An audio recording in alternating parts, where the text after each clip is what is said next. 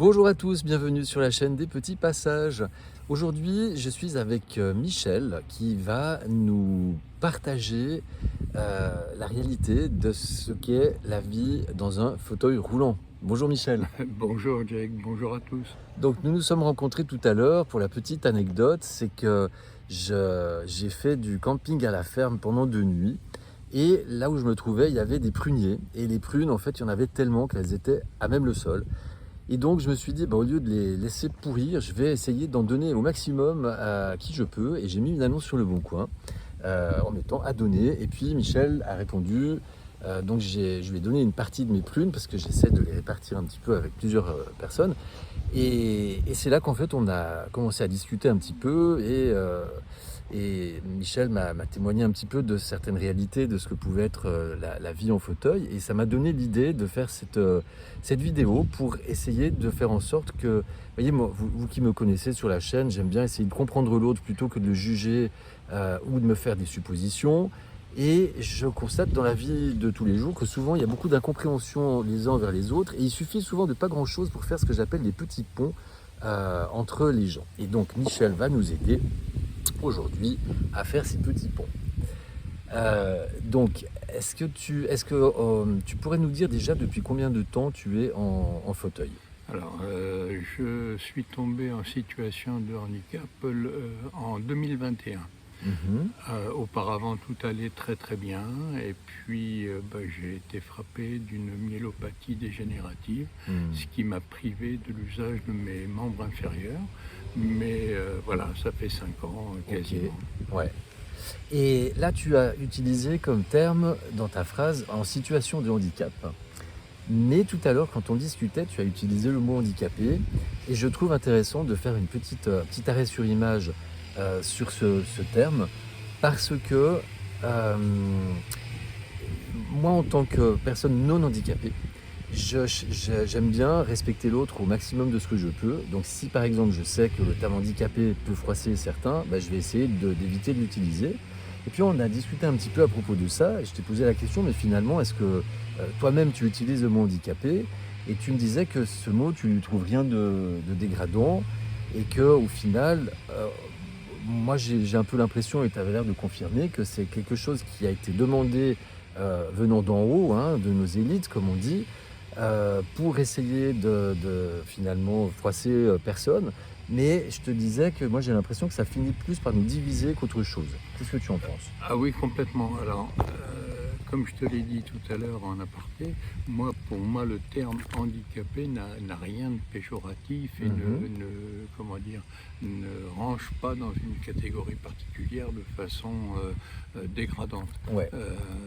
C'est mon avis personnel. Maintenant, Ouais. peut-être que dans le monde du handicap, certains sont plus sensibles à ça, mais pour moi, je pense quand même que le terme PMR, c'est-à-dire personne à mobilité réduite ou personne en situation de handicap, est venu effectivement de nos élites afin de moins froisser effectivement le monde du handicap. Mais je trouve pas ça, comment dire, choquant. Pour moi, il n'y a rien de choquant à me s'adresser à moi en tant qu'handicapé. D'accord. Je le comprends tout à fait. Ouais. En tout cas, voilà, donc c'est un avis parmi d'autres. Ce serait intéressant que je pose la question à d'autres intéressés pour avoir un peu un panel de réponses. Moi, ce qui me vient, c'est que on est dans un monde où, depuis tout petit, on nous invite, on nous apprend à utiliser beaucoup notre mental, et très peu, ou même pas du tout, on n'apprend pas à utiliser notre cœur. Et moi, ce que je constate, c'est qu'au moment où j'essaie justement, depuis quelques années, de passer du mental au cœur, eh bien, j'ai l'impression qu'il y a différentes situations qui empêchent cette spontanéité. Alors, on le voit là par rapport au terme handicapé, on le voit aussi avec d'autres minorités, tout ce qui a trait au genre, aux minorités de genre. Donc finalement, on ne sait plus comment parler, enfin, personnellement, moi, ça m'empêche une certaine spontanéité. Alors j'essaie de trouver le juste milieu entre les deux pour continuer à ne froisser personne. Ah, mais là, tu es absolument dans le juste milieu, il n'y a rien à redire. Alors, dans un souci de pratico-pratique, moi j'aurais trouvé intéressant que tu nous partages un peu comment est ta vie au quotidien, parce que tu me disais tout à l'heure que tu sentais un manque de respect de certains et certaines, donc du public, hein, dans certaines situations. Et puis je te demandais de me citer des exemples, et tu me citais par exemple le supermarché. Explique-nous un petit peu concrètement comment tu as pu vivre ce manque de respect. Oui, alors en ce qui concerne ces comportements, ils sont relativement rares, mais ils existent, ils arrivent. La plupart du temps, l'accueil qui est fait, comment dire, lorsque je suis en grande surface et que j'ai besoin soit d'un coup de main pour atteindre un produit, soit de passer avant les autres parce que je suis en fin de course et je suis très fatigué, donc ouais. il faut absolument que je termine mes courses. C'est très très rare que ça arrive, mais ça arrive malheureusement, des phénomènes d'agression spontanée, c'est-à-dire que je fais signe par exemple aux vendeurs ou responsables du rayon pour qu'ils me servent même si je n'ai pas de ticket, et ça m'est arrivé, voilà, et ça m'est arrivé à 2-3 reprises d'avoir des personnes plus qu'indélicates, qui me jetaient au visage qu'ils n'en avaient rien à faire de mon handicap. C'est vrai que on s'adresse vraiment à une minorité, c'est vraiment... C'est des cas rares, mais ça t'est quand même arrivé. Voilà, Ouais. et là c'est vrai que c'est ultra blessant, quoi. J'imagine, ouais. Ceci étant, la grande majorité des gens à qui je peux m'adresser dans les grandes surfaces pour me donner un coup de main, pour attraper un produit ou autre, c'est à chaque fois, enfin presque à chaque fois, de très bon cœur, très gentiment, il y a pas de problème, Ouais. quoi. Est-ce que quelqu'un t'a refusé ce genre de service une Non. fois? Non, jamais. Non, D'accord, non, on est ça d'accord. ne m'est encore jamais arrivé. Ouais, En 4 ou 5 ans, ça ne m'est jamais arrivé. ouais, ouais. Par contre, tout à l'heure, c'est vrai quand tu me disais que tu as reçu ce genre de remarques, il y a des handicaps qui ne se voient pas. Donc, à la décharge de certains, je dis pas, je donne pas raison à ceux qui t'ont répondu ça, mais ça peut, comment on peut dire, ça peut donner une certaine forme à la compréhension de la situation. Mais toi, en fait, ça se voit. Tu es en fauteuil. Donc là, c'est vrai que c'est très choquant d'entendre que quelqu'un peut être capable de dire j'en ai rien à foutre, quoi. Moi, ça m'a beaucoup ému. Ça m'émeut encore d'en parler. Voilà. Ouais. Après, Aussi fait. tu disais, ouais. Tu disais que à la caisse aussi, c'est arrivé que tu signales donc à la caissière que tu étais en prioritaire, que en plus donc voilà, ça se voit, donc les autres personnes dans la file d'attente voient bien que tu es en situation de handicap, et que là aussi tu as eu certaines fois des remarques. Oui, alors ce qui est arrivé, et c'est d'autant plus fâcheux, c'est que je m'étais présenté à une caisse dédiée aux personnes en situation de handicap ou aux femmes enceintes, et il y avait des personnes qui étaient là et qui visiblement, alors on ne peut pas jurer de tout, peut-être qu'ils étaient handicapés et que ça ne se voyait pas, mais quand la caissière demandait qu'on présente la carte d'invalidité, comme par hasard, ils ne l'avaient pas avec eux. Ouais. Donc ça met la suspicion sur des gens qui sont peut-être en situation de handicap. Enfin, c'est un peu dommage, quoi. Ouais. Alors après, à leur décharge, c'est vrai qu'il y a certains handicaps qui ne se voient pas. Certaines personnes peuvent se trouver handicapées dans leur vie sans avoir pour autant la carte. Ah oui, Voilà. oui, tout à fait. Mais après, bon, j'ai envie de dire qu'il y a des façons de dire les choses. Toi, tu me sembles quelqu'un qui pose les choses de façon courtoise et calme. Donc tu n'es pas, comment on peut dire, parce que l'autre peut se sentir agressé aussi et du coup répondre agressivement, mais j'ai l'impression que c'est pas ton cas. Exactement, alors c'est pas mon cas, sauf à avoir affaire à des gens de très mauvaise foi, auquel cas mon ton change un petit peu voilà. aussi. Il change en fonction de l'autre, mais pas initialement. Non, Voilà. non, jamais. Je te faisais part tout à l'heure que ça a pu m'arriver, enfin j'en ai pas de souvenir, mais en discutant avec des gens, c'est quelque chose qui arrive de temps en temps, de par exemple proposer son aide à une personne malvoyante ou à une personne en situation de handicap, et que l'intéressé réponde de façon un peu sèche, non mais j'ai pas besoin d'aide, voilà. Et je te disais que malheureusement c'est le genre de choses, il suffit que ça nous arrive une fois ça peut, entre guillemets, nous vacciner, nous décourager pour le restant de nos jours et de faire quelque chose, malheureusement, que nous faisons souvent, c'est des amalgames et de se dire, mais les handicapés, les malvoyants sont tous comme ci, comme ça, et du coup fermer notre cœur. Et ça peut peut-être expliquer certaines réactions. Qu'est-ce que tu en penses? Incontestablement, c'est vrai que c'est comment dire, une situation humaine. Le fait d'essuyer un refus brutal d'une personne handicapée peut effectivement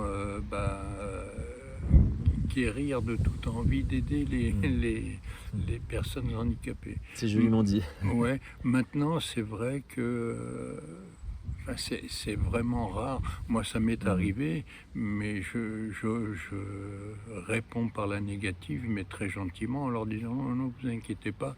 Souvent, je glisse un trait d'humour en disant mais je suis pas handicapé, hein. Ouais. Voilà, bon, Voilà, ça, donc tu réponds avec humour et délicatesse voilà, pour oui, être oui, sûr que oui. l'autre ne va pas justement être victime de, comment tu dis, de se guérir de l'envie d'aider. Voilà, mais Ouais. ceci étant, c'est vrai qu'on n'est pas dans la tête des gens qui, étant handicapés, peuvent être à un moment donné dans une situation de souffrance ou dans une Mhm. situation de difficulté dans la vie Ouais. et que ça génère ce type de comportement et de réponse négative. Ouais.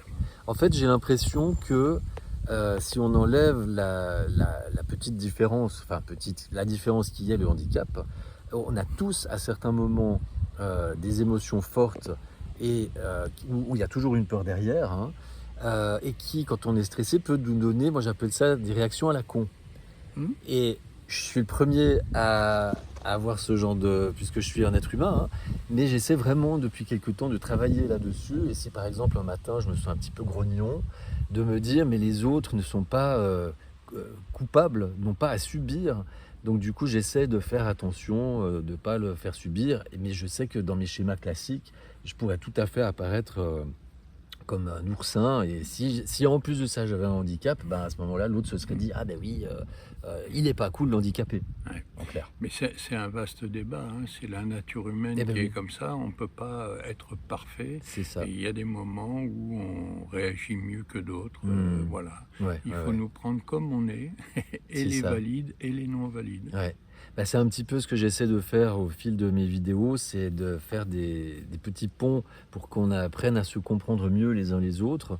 Et que si par exemple on a quelqu'un en face qui est un peu agressif, se dire qu'au lieu de se sentir agressé personnellement, se dire que voilà, peut-être qu'à ce moment-là, il vient d'apprendre une mauvaise nouvelle ou que sais-je, et d'avoir de l'empathie plutôt que de monter en symétrie. Exactement. Mm. Et pour autant, il n'y a pas, comment dire, à être handicapé ou ne pas être handicapé. Mhm. C'est la nature C'est humaine, ça. c'est comme ça. Ouais, ouais, ouais. Mm.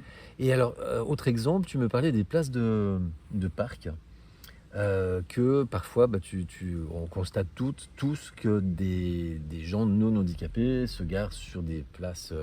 Voilà. Alors, ils ont peut-être un handicap, mais sans la carte je sais pas comment on Oui, appelle, de stationnement, d'invalidité, voilà. d'invalidité, oui, stationnement. Mais bon, je vois parfois des gens sortir de leur voiture et gambader, voilà. Alors, euh, là, je trouve intéressant de prendre cet exemple parce que moi, ça a pu m'arriver. Si je sais que, par exemple, j'en ai pour genre 2 minutes d'aller déposer un truc ou vite retirer des sous au distributeur, de me garer sur une place handicapée.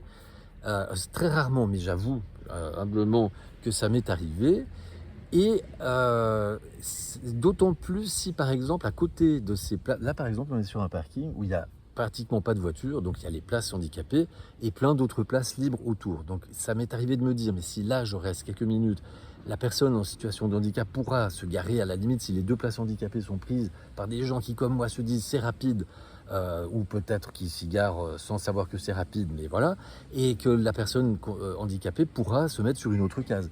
Est-ce que ça, c'est quelque chose qui te semble jouable ou pas forcément? Alors, pas vraiment, dans la mesure où, à l'origine, les places handicapées sont créées enfin, les places de stationnement sont créées pour les personnes en situation de Mhm. handicap. Il ne faut pas oublier une chose, c'est que dans la voiture, on imagine le corps de la personne, Ouais. mais il y a aussi toute une logistique. Ouais. Il y a un fauteuil qu'il C'est faut ça. sortir du coffre, Ouais. il y a une porte qu'il faut ouvrir en grand de façon à pouvoir faire le transfert entre le siège de l'auto et le siège du fauteuil. Donc, Il faut de la place. il faut, C'est voilà, ça. il faut une Ouais, ouais. place. Donc quand tu te dis, effectivement, 2 minutes, moi j'ai envie de te répondre, mon handicap, il n'est pas de 2 minutes. Ouais. Mon handicap, il est définitif. C'est ça. Donc, Ouais, ouais. Donc voilà. à ne pas faire. Ouais, Même si c'est 2 minutes. Voilà. oui, voilà. Bon. Oui, oui, Et ben je bah, le ferai plus. Voilà. Non, non, mais vous voyez, c'est intéressant parce que c'est le fait d'avoir rencontré Michel, d'avoir discuté. Ça m'a ouvert les yeux aussi sur des petites choses comme ça. Et je pense qu'on est nombreux à le faire en se disant oui, mais c'est que 2 minutes, c'est que ci, que ça, parce qu'on voit les choses avec nos yeux à nous. ouais. Et c'est pour ça que justement j'essaie de faire toutes ces petites vidéos pour que nous ayons un regard différent sur des choses qui ne se voient pas chez l'autre. Est-ce que tu... Alors là, tu me parlais aussi, tu as alors ça c'est génial, une trottinette qui s'adapte sur ton fauteuil. Donc c'est sur ce fauteuil-là. Non, C'est non, sur non, un c'est autre sur un fauteuil. autre fauteuil, oui, parce qu'il fallait absolument que le fauteuil qui accueille la trottinette Ouais. soit d'un Un type gabarit. particulier. Ouais. Et c'est pas un fauteuil électrique, hein, Non, l'autre, non, c'est non, aussi un fauteuil manuel. c'est un fauteuil manuel, mais j'ai découvert ça via Internet. Comment dire, une petite équipe de jeunes qui ont lancé, qui ont participé au concours Lépine en 2019 de Ouais. mémoire, Ouais. et qui ont remporté la médaille d'argent avec ce système adaptatif au fauteuil roulant. Ouais. Et donc depuis à peu près 3-4 ans maintenant, je fais mes grands déplacements, d'une part en autobus, en bus, puisqu'il dispose de plateformes d'accueil Ouais. qui me permettent de monter avec ma trottinette, avec mon fauteuil à bord du bus, Ouais. d'aller faire par exemple mes courses en grande surface, de revenir. Mmh. Bref, ça m'a complètement changé la vie. J'ai retrouvé un petit peu d'allant grâce à ça, parce que auparavant j'étais coincé chez moi. Ben oui. Les rues dans l'agglomération où j'habite ne sont pas, les trottoirs ne sont pas très adaptés, donc j'avais beaucoup de mal à me déplacer. Ouais. Et l'arrivée de cette trottinette m'a complètement changé la vie. Ah oui. En fait, c'est une trottinette normale que tout le monde peut utiliser. D'ailleurs, tu me disais que tu l'as partagée un peu avec ta famille. Voilà. Il y a juste un adaptateur qui permet l'adaptation sur un fauteuil. Voilà, c'est un dispositif de fixation Voilà. qui est propre justement à ce brevet qui a été déposé au concours Lépine, et ça fonctionne très très bien, puisqu'en 3-4 ans j'ai jamais eu de soucis avec la fameuse trottinette. Ouais. Parce que donc tu parlais des trottoirs, c'est vrai que alors bon, je pense que c'est un peu partout en France globalement. Soit ils sont défoncés. Moi j'ai vécu 12 ans à Montpellier et j'ai pas vu, à part dans les quartiers tout nouveaux, des trottoirs qui sont pas défoncés. Donc du coup ni poussette ni fauteuil peuvent y accéder. Et puis quand ils sont pas défoncés, ils ont tendance à être penchés comme ça du côté rue. Voilà. Et ce qui fait que toi tu forces sur un seul bras. Ouais. Et du coup, tu te démontes l'épaule. En fait, l'idée des gens qui créent les rues, je ne sais pas comment on peut les appeler. Ouais, les urbanistes. Les urbanistes, oui. Les sachants. Les sachants, voilà. Ils ont, les savants. ils ont comme cahier des charges l'évacuation De des eaux de pluie. Et oui. Alors effectivement, on fait des trottoirs qui sont inclinés, mais certaines fois, dans certaines agglomérations, beaucoup trop inclinés. C'est du toboggan. Voilà, ce qui fait que pour contrer cette pente, il faut forcer que d'une épaule, et puis le pépin arrive assez fréquemment. J'ai dans l'épaule un muscle qui lâche, et puis j'en ai pour j'en ai pour 6 mois avant de m'en remettre. Donc voilà. Et pour le coup, si tu as un problème à l'épaule, tu ne peux plus utiliser ton fauteuil du tout. Le fauteuil manuel est complètement proscrit. Pardon. Et est-ce que tu as aussi un fauteuil électrifié? Alors non, j'ai cette trottinette qui vient en lieu et place d'un fauteuil électrique. Ah, c'est où? Ok. Oui. C'est-à-dire que j'ai le fauteuil que j'ai actuellement, qui est un fauteuil de très très bonne facture, Ouais. qui m'a été offert d'ailleurs par un compagnon de misère qui était handicapé lui aussi. Ouais. Et celui-ci me permet de me déplacer chez moi et aux alentours, comme là quand je suis venu te rejoindre. Mhm. Et puis sinon, lorsque je vais faire mes courses ou lorsque je vais sur un déplacement plus long, eh ben, j'utilise la trottinette électrique sur l'autre fauteuil. Ouais. Parce que techniquement, tu pourrais avoir aussi un fauteuil électrique, Oui. mais après, c'est peut-être une question de remboursement par les caisses. Alors pas vraiment. Le problème du fauteuil électrique, c'est qu'il ne répond pas à des minima de vitesse de déplacement. Un fauteuil électrique avec un joystick sur le côté, Mhm. c'est 5-6 km/h grand maximum. Ah oui. Alors qu'avec la trottinette, j'atteins 25 km/h sans difficulté. Ouais. Et si tu la débrides 80 à l'aise. Voilà, mais alors avec vent de dos. Ah Je oui, bien, précise. voilà, chaque détail compte. Non, surtout pas débrider. Même si on est valide, ne pas s'amuser à débrider Oui. ces trottinettes. Comme on dit, Oula. ne faites pas ça chez vous. Voilà, exactement. Donc finalement, oui, tu aurais pas la même autonomie parce que tu te traînerais à 5 km/h. Voilà. Alors moi, je trouve en tant qu'automobiliste, quand il y a des fauteuils sur la route, avec trottinette ou fauteuil électrique, je trouve que c'est dangereux parce que souvent, je les trouve mal signalés, Ouais. voire pas du tout.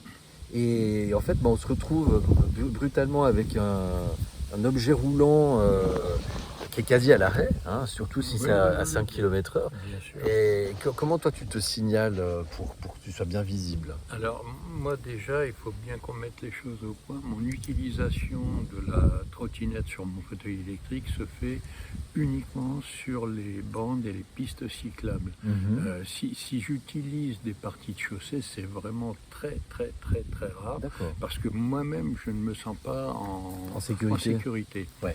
Donc là, par exemple, pour partir de ma petite ville, j'utilise à la sortie du village de 500, on va pas le cacher, hein, j'utilise la piste cyclable qui m'emmène jusqu'à la première agglomération suivante qui est Pulboro, et après Ouais. Pulboro, j'ai encore des bandes et des pistes cyclables pour me rendre au grand complexe commercial. Ouais. Donc, non, je suis en À Beaulieu, À Beaulieu, À Beaulieu, voilà, on va voilà. dire Beaulieu, oui. où j'étais tout à l'heure. Voilà. J'ai essayé de faire réparer mon téléphone parce que j'ai eu la bonne idée de fermer le capot sur le téléphone. Donc il est un petit peu cassé. Ah mince, Et il fonctionne encore, donc ça va. lui aussi a un handicap. Il est maintenant. en situation de handicap. Bon, on va bientôt conclure. Est-ce que tu verrais quelque chose à rajouter qui permettrait justement une meilleure compréhension des uns des autres, handicapés, non handicapés? Qu'est-ce qui te viendrait à l'idée? Là, ce qui me vient à l'esprit, c'est que ce qu'on vient de commettre là, c'est très bien. C'est le début comment dire, des prises de conscience. Mais ceci étant, je ne suis pas le premier, tu n'es pas le premier, et je pense que pour éveiller les consciences, il faudra beaucoup de petits ponts jetés. Voilà, de petits ponts jetés Mhm. pour arriver à faire bouger les consciences. Ça évolue, mais c'est encore très lent. Comme pour tout, hein. Tout changement est difficile. Et puis j'ai l'impression que nous avons des vies globalement de plus en plus stressantes et où notre attention est de plus en plus captivée par des futilités. Et je reste encore poli.